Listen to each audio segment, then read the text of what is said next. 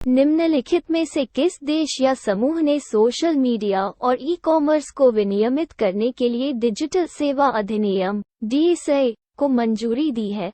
ए. रूस, B. Britain, सी. यूरोपीय संघ, डी. आसियान।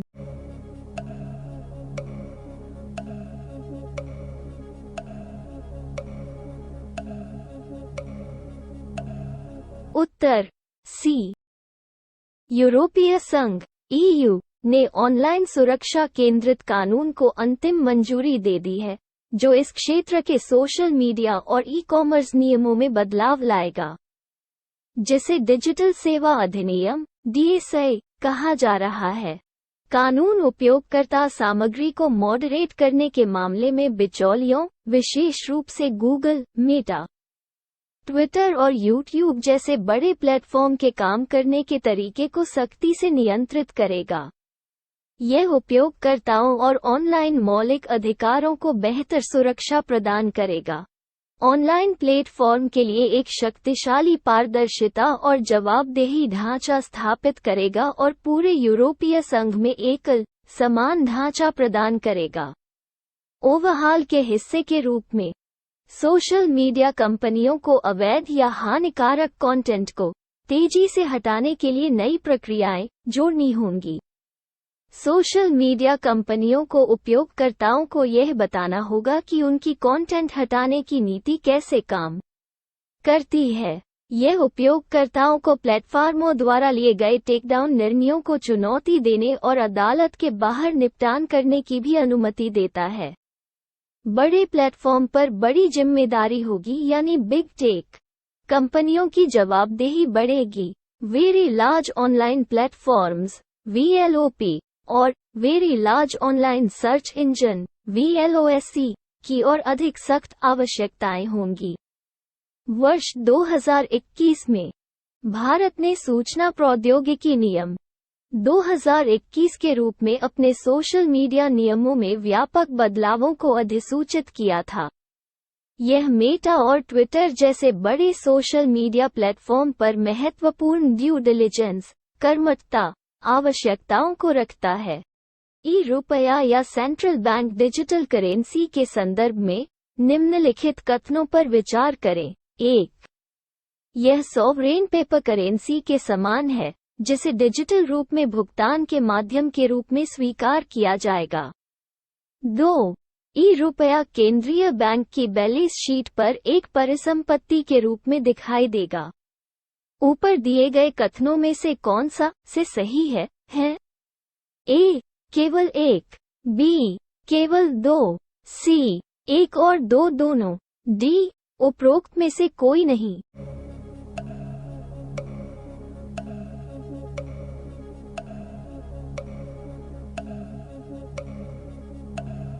उत्तर ए। भारतीय रिजर्व बैंक ने विशिष्ट उपयोग के मामलों के लिए केंद्रीय बैंक डिजिटल मुद्रा (CBDC) यानी रुपया के चरणबद्ध पायलट संस्करण का प्रस्ताव किया है, क्योंकि यह भारत में डिजिटल मुद्रा का परीक्षण करता है। रुपये की शुरुआत से कागजी मुद्रा समाप्त नहीं होगी। डिजिटल मुद्रा केवल भौतिक मुद्रा का एक अलग रूप होगी। इसका मूल्य समान होगा, यानी कागजी मुद्रा के बराबर विनिमय योग्य होगा। इसे भुगतान के माध्यम, कानूनी निविदा और मूल्य के सुरक्षित भंडार के रूप में स्वीकार किया जाएगा। यह केंद्रीय बैंक के तुलन पत्र पर देयता के रूप में दिखाई देगा। यह सबसे अधिक संभावना है कि रुपया में मुद्रा जारी करने और प्रबंधन के लिए एक अप्रत्यक्ष मॉडल होगा, जहां मध्यस्थ जैसे बैंक और अन्य सेवा प्रदाता ग्राहकों के दावों को संभालते हैं और केंद्रीय बैंक केवल बिचौलियों को थोक भुगतान करता है। CBDC को टोकन आधारित या खाता आधारित मुद्रा के रूप में अपनाया जा सकता है। खुदरा लेनदेन के लिए एक टोकन आधारित प्रणाली को अपनाया जा सकता है, क्योंकि यह परिचित नकदी आधारित प्रणाली के सबसे करीब है, जबकि खाता आधारित प्रणाली का उपयोग थोक लेनदेन के लिए किया जा सकता है। जिसके लिए थोक लेन देन तथा खुदरा लेन देन के लिए एक अलग मुद्रा होगी। जुलाई 2022 तक 105 देश सीबीडीसी की खोज कर रहे थे। कई देशों ने सीबीडीसी लॉन्च किया है, जिनमें से पहला वर्ष 2020 में बहामियन $100 था और नवीनतम जमैका का है। मोधेरा गांव भारत का पहला 24 घंटे सौर ऊर्जा से चलने वाला गांव बन गया। यह भारत के किस राज्य में स्थित है? ए. राजस्थान, बी. मध्य प्रदेश, सी. कर्नाटक, डी. गुजरात।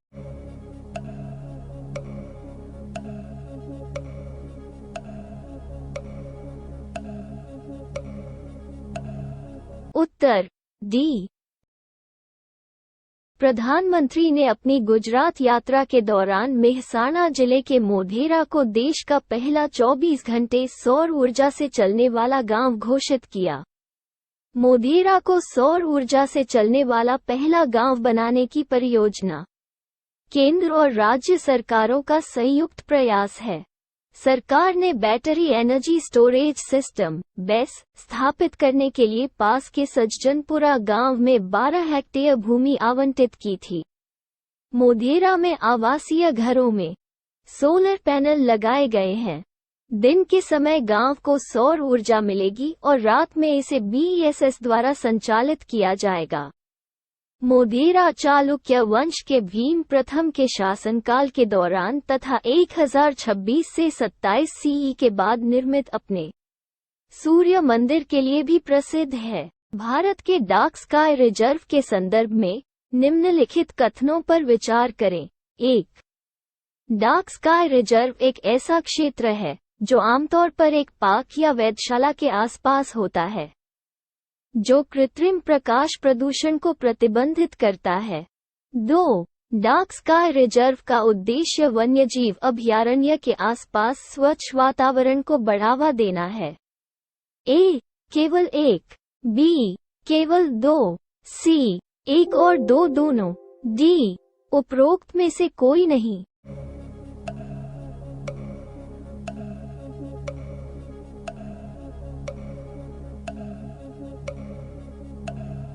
उत्तर ए.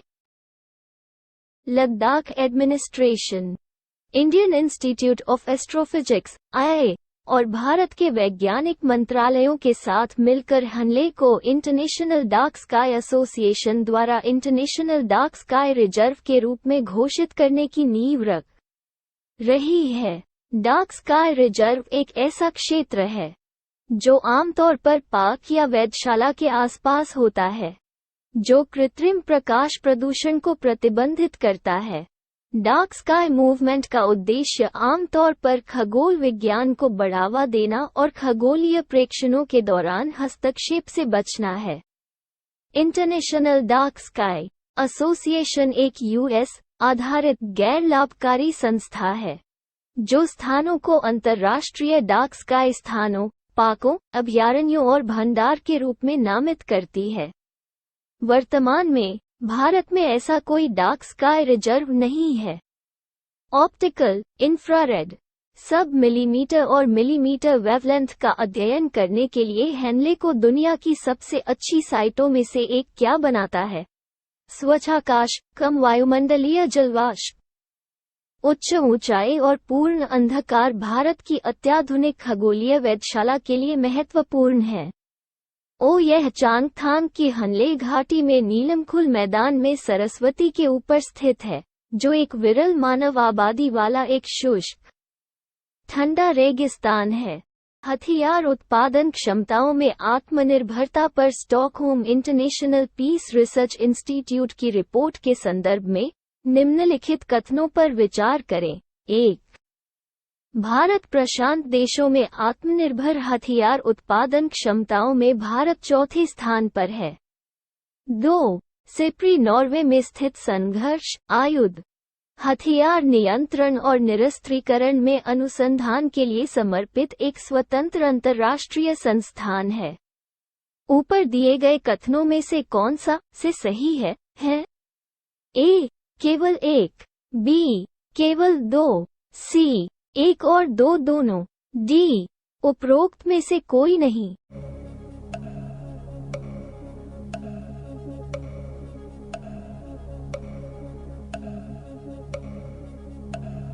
उत्तर ए।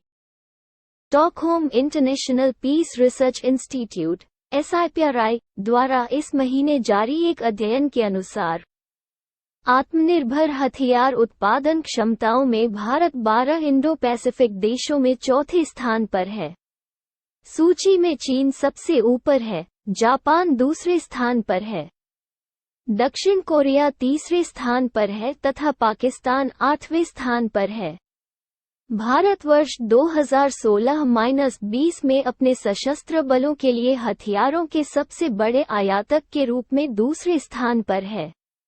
वर्ष 2016-20 में भारत की कुल खरीद का 84% विदेशी मूल का था। यह अध्ययन, जो वर्ष 2020 तक आत्मनिर्भरता को मापता है, प्रत्येक देश में आत्मनिर्भरता के 3 संकेतकों पर आधारित है। 1. शस्त्र खरीद, 2. शस्त्र उद्योग, 3. बिना चालक दल के समुद्री वाहन। समुद्री ड्रोन सिप्री 1966 में स्थापित स्टॉकहोम, स्वीडन में स्थित एक स्वतंत्र अंतर्राष्ट्रीय संस्थान है और संघर्ष, आयुध, हथियार नियंत्रण और निरस्त्रीकरण में अनुसंधान के लिए समर्पित है।